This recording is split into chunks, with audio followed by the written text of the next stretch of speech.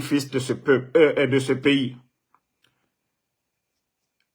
Actuellement, le CNRD parle de vulgarisation de l'avant-projet de la nouvelle constitution.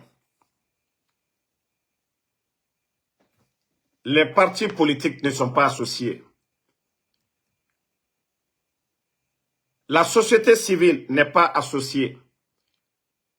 Le CNT, dans sa Kourouma, son équipe et quelques responsables du CNRD comme le guignol Amara Kamara qui était du côté des recrues, dont on vous a montré les images ici.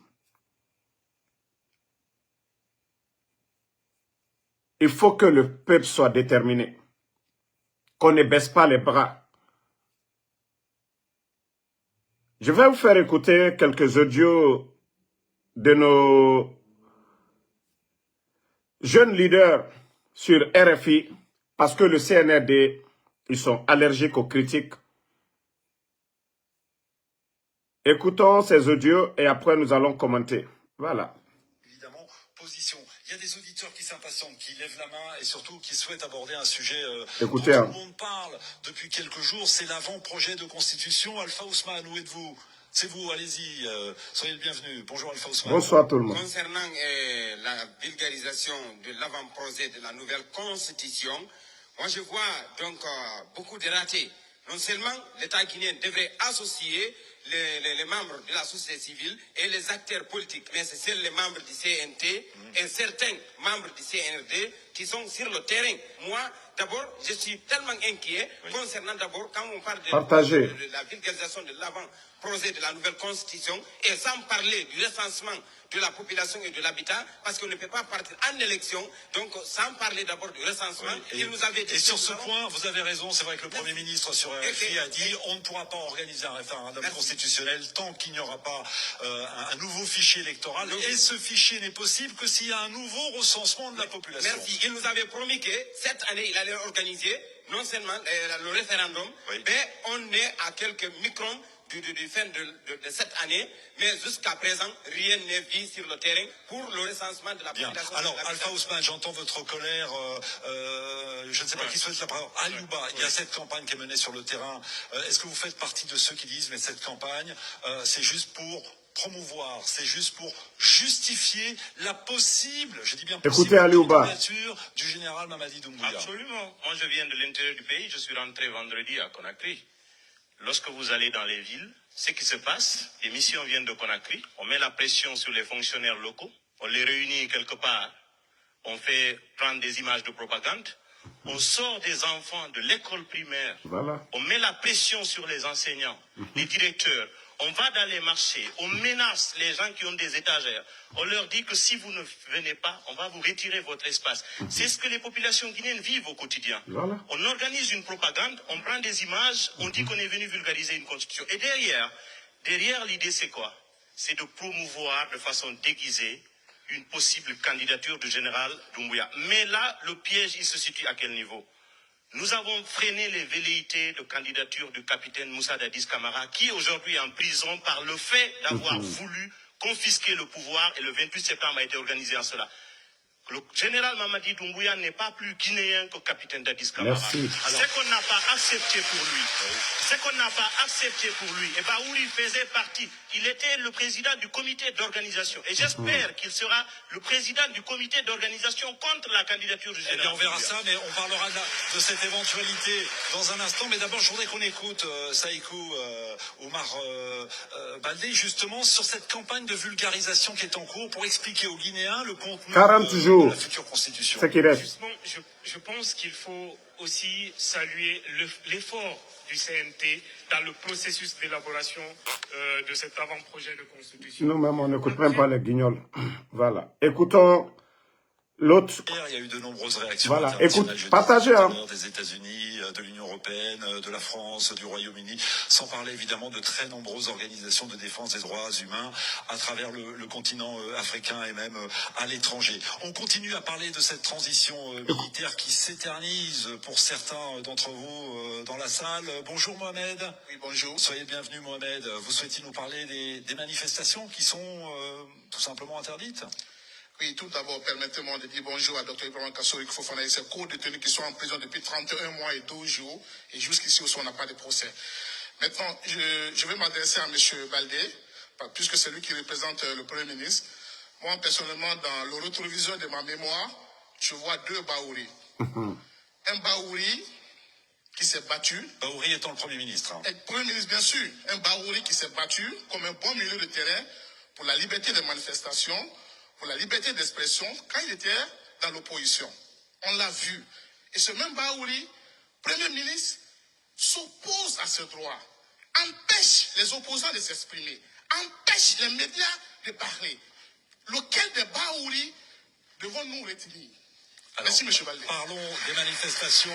Saïkou Omar Baldé, vous êtes le conseiller du Premier ministre, effectivement. Le conseiller du Premier ministre de Baouri, écoutez. En tout cas, quand il s'agit de l'opposition, certains ont comme l'impression qu'il y a un deux poids, deux mesures. Lorsqu'il s'agit d'organiser des manifestations, des rassemblements en faveur de la junte, celles-ci sont pour le coup autorisées.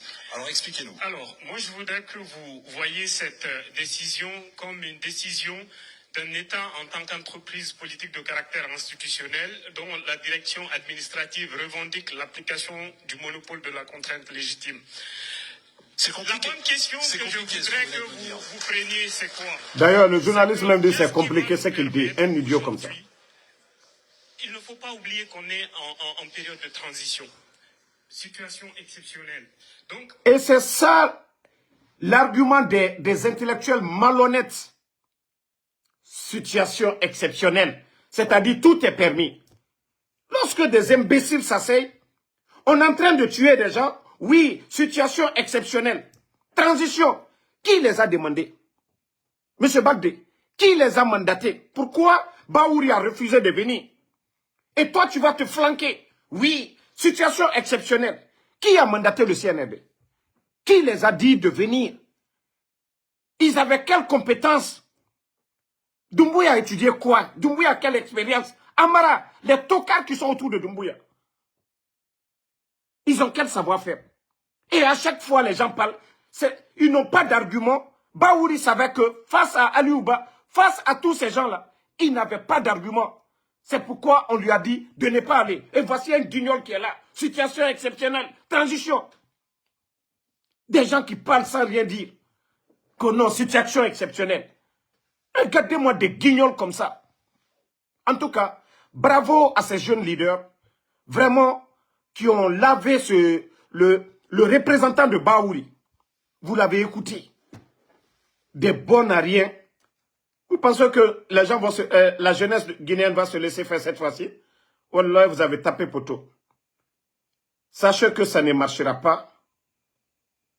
Sachez que ça ne marchera pas. Attendez, j'ai une autre vidéo ici. Vous savez que vous ne voyez pas tout.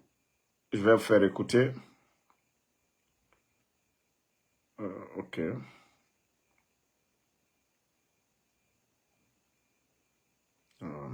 J'essaie d'aller voilà, dans le message. Ok, la vidéo.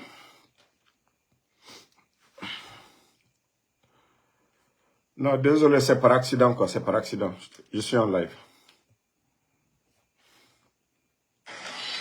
Écoutez, écoutez, hein. Partagez, partagez. Simandou, je vous dis, Simandou, c'est quoi? C'est quoi? C'est 15%. C'est 15%. C'est quoi? Ça s'appelle l'extractivisme. Oui, c'est tout. C'est dans ce type de transaction économique que l'Afrique se retrouve enfermée depuis plus de 2 siècles avec la France et les Occidentaux. Ça s'appelle l'extractivisme. C'est tout. Ça ne peut pas développer un pays, ça développer un pays nulle part. Oh, Alpha Condé, il avait compris ça. Vous avez compris ça? Il a compris. Il était dans cette dynamique de dire ça ne peut pas continuer comme ça. C'est pour ça qu'on a enlevé. Mais pourquoi on a enlevé? Je répète encore, l'inconsistance de nos dirigeants. Comment tu peux avoir des projets comme ce que tu avais, comme Alpha Condé avec, et tu reçois les conseils de l'ambassadeur de France en matière de sécurité stratégique, bon sang? C'est incroyable. Et quelqu'un veut nous s'asseoir pour faire la campagne de Doumbouya. En l'ambassade de comparer arrive à conduire. Il avait quel projet? Quel est le projet de Doumbouya? Quel est son projet? Quelle partie de ce front commun pour la défense de la Constitution? Aucun front. Un agent étranger n'a jamais développé un pays dans l'histoire de l'humanité. Citez-moi un seul pays dans l'histoire de l'humanité qui a été développé par un agent étranger. Doumbouya, c'est un agent étranger. Comme me demande le contraire. Comme mon ami Kone me demande le contraire. Je répète, c'est un agent étranger. C'est un légionnaire. C'est-à-dire un soldat français en réserve. Qui a fait allégeance au drapeau français. Comme me demande le contraire.